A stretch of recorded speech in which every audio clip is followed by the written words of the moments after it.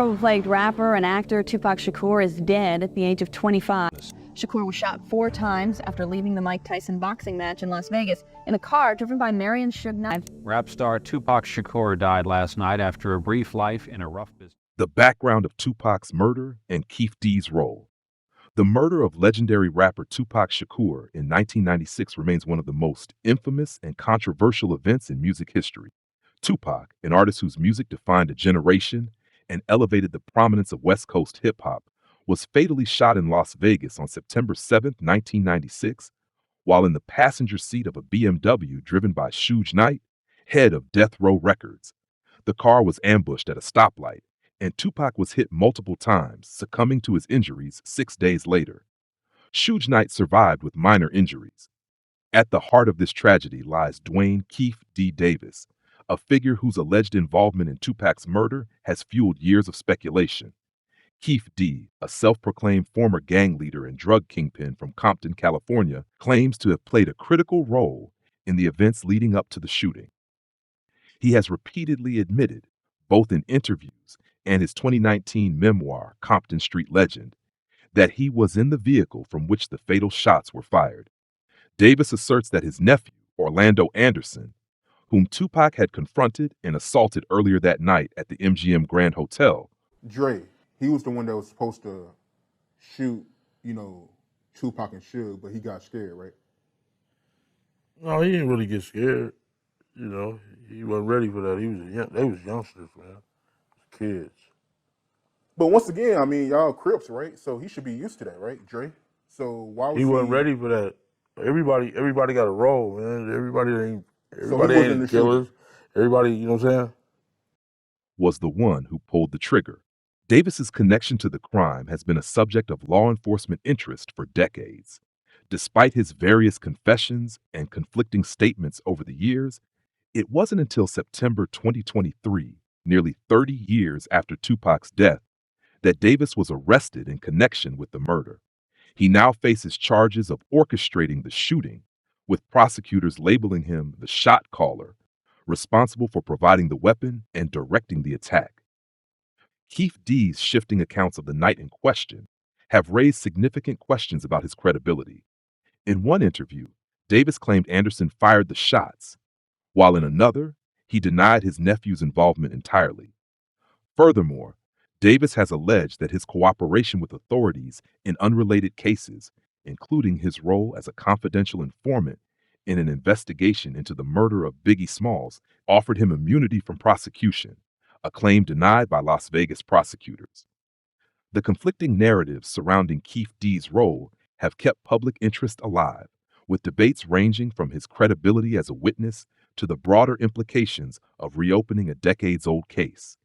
His arrest has reignited scrutiny into one of hip-hop's darkest chapters, bringing long-standing tensions within the East Coast-West Coast rivalry back into the spotlight in the orchestration of Tupac Shakur's murder. Keefe D has alleged that during the height of the East-West Coast hip-hop rivalry, Combs sought to eliminate Tupac Shakur and Suge Knight, the co-founder of Death Row Records. According to Davis, this was part of a larger plan to protect Combs' reputation and standing in the volatile and often violent music industry of the 1990s. In court documents and interviews, Keefe D claims that in the early 1990s, he was introduced to Combs through Eric Zip Martin, an alleged drug dealer. Their association deepened, and Davis alleges that Combs solicited his help in arranging hits on both Tupac and Suge Knight. During one encounter at Greenblatt's Deli in Hollywood, Davis claims Combs offered him $1 million for the task, stating, "I'll give anything for those dudes' heads." These allegations are supported by Davis's accounts of a conversation following the Las Vegas shooting, in which Combs allegedly inquired whether the attack had been carried out successfully. According to Davis, Combs expressed relief and satisfaction, but ultimately failed to pay the agreed-upon amount. Davis further alleges that the payment intended for him was instead given to Eric Zip Martin, who kept the money for himself. The defense in Keefe D's case has pointed to these accusations to argue that Davis is being scapegoated, while the involvement of other high-profile individuals remains unexplored. However, prosecutors and investigators have expressed skepticism about Davis's claims, citing his history of inconsistent statements and a lack of concrete evidence tying Combs to the murder. Moreover, Combs has consistently denied any involvement in the deaths of Tupac Shakur and Biggie Smalls, Tupac's East Coast counterpart and former friend turned rival. Despite decades of conspiracy theories linking Combs to these murders, no charges have ever been brought against him. Keefe D's legal team attempted to use these allegations to bolster their motion to dismiss the charges, arguing that law enforcement had waited too long to act on Davis's confessions and had selectively chosen to pursue him while ignoring other suspects. Prosecutors, however, dismissed this argument, highlighting that there is no statute of limitations for murder and asserting that Davis's past statements, including a surreptitiously recorded interview in 2008, provided a clear basis for his prosecution. As the trial approaches, the allegations against Combs remain a controversial and divisive element of the case. While Davis's statements have reignited public speculation about the music mogul's potential involvement, they also raise questions about Davis's credibility and motivations. Is he seeking to deflect blame, or is he exposing a hidden chapter in the saga of Tupac's murder? These questions remain unanswered as the case unfolds in court. Let me know when you're ready for the final part: public speculation, counter-arguments, and broader implications. Keefe D's allegations and the revival of the Tupac Shakur murder case have triggered a wave of public speculation and media scrutiny. With nearly 3 decades of conspiracy theories surrounding the deaths of Tupac and the notorious B.I.G., this case represents an opportunity to uncover the truth behind two of hip-hop's most enduring mysteries. However, it has also raised questions about the motivations of all involved and the reliability of Davis's testimony. One of the most contentious aspects of the case is Davis's credibility. Over the years, Davis has shared various versions of his story, frequently altering or omitting key details. For instance, while he has implicated his nephew, Orlando Anderson, as the gunman, he has also provided conflicting statements to law enforcement.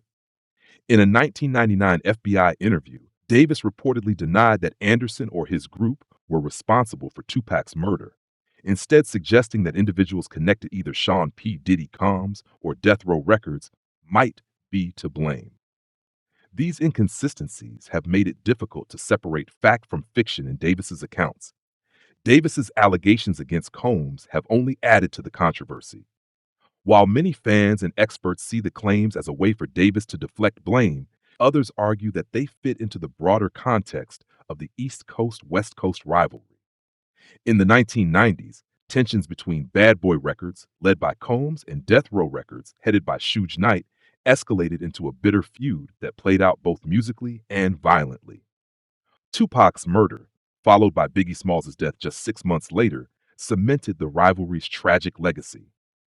The public reaction to these developments has been mixed. While some view the reopening of the case as a long overdue step toward justice, others question the timing and motives behind Davis's arrest.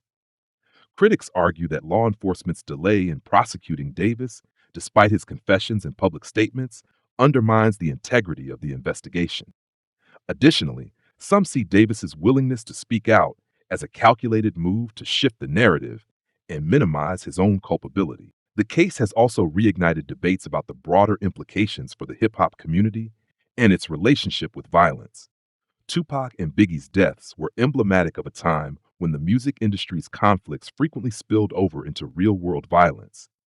As new details emerge, fans and historians alike are revisiting the cultural and social dynamics that contributed to these tragedies. Despite the renewed attention, the legal path forward remains uncertain. Davis has been denied bail and is set to stand trial in March 2025, but his defense team may appeal the judge's decision to deny their motion to dismiss the charges. Meanwhile, the allegations against Combs and others remain unsubstantiated, further clouding the case. Ultimately, the trial of Keefe D is poised to bring new revelations about the events of that fateful night in 1996.